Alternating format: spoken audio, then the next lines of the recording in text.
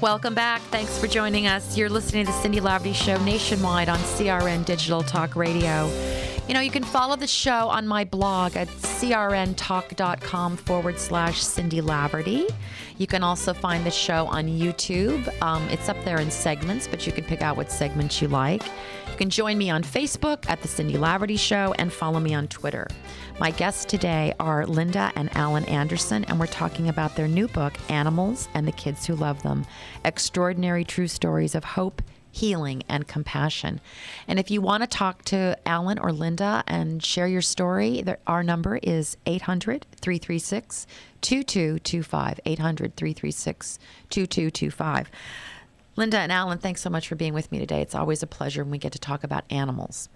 But before the break, we were talking about Katie and the READ program. And Linda, why don't you go into some more detail about that? Because I don't think most people know about the READ program.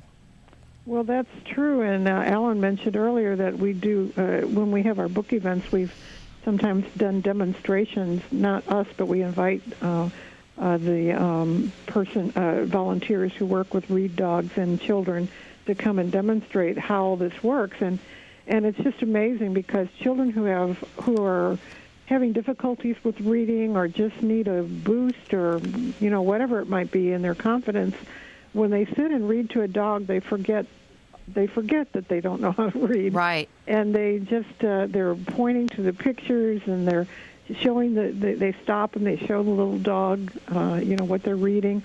In one of the stories that Nancy Brooks wrote about READ dogs in our book, she said that a little boy who spoke Spanish, when he was reading the book to his READ dog, he translated each page into Spanish for the dog. Wow. And so it took a real long time to get through. But so I can imagine.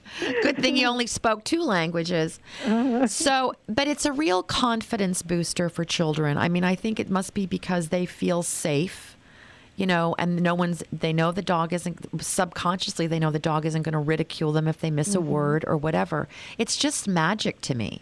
It really is. And in Nancy Brooks' story, she even has children reading to guinea pigs, and we've got pictures of 2 of her guinea pigs that she takes with her to the schools and the libraries, and they sit in a little pocket. Yeah. and the children read to them, and it's just adorable. So cute. It's so cute. My daughter, who's no longer a child, but she has always loved animals, and when she was little, she would walk up to any dog that she saw and pet it, or stick her hand in a car if the dog was in the car. And at first, it made me extremely nervous. But I watched her, and it was like she just had this connection with animals.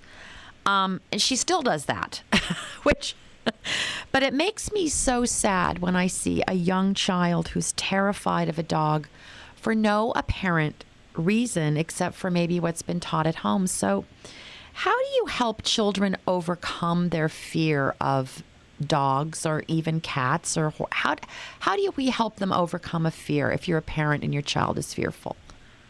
I know this isn't in your book, but I know you know this.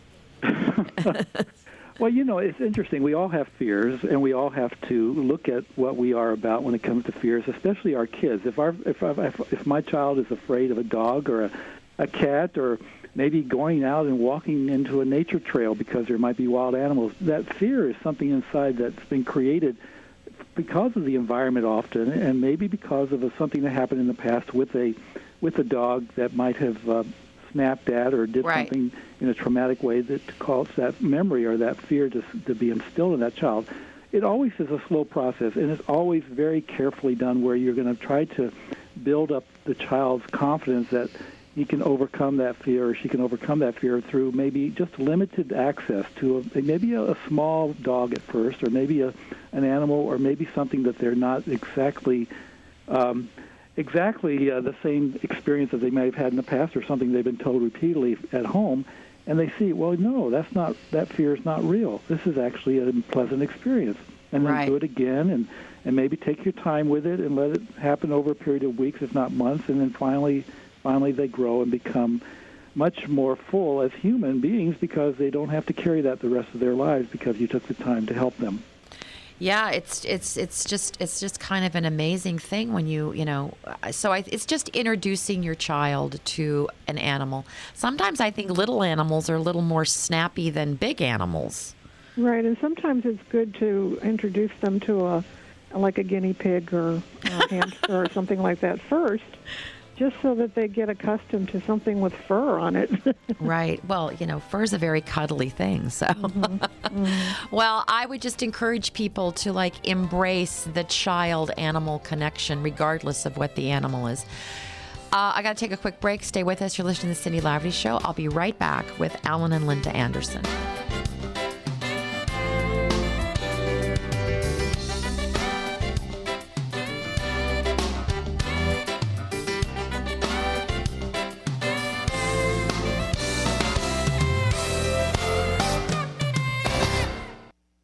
How old is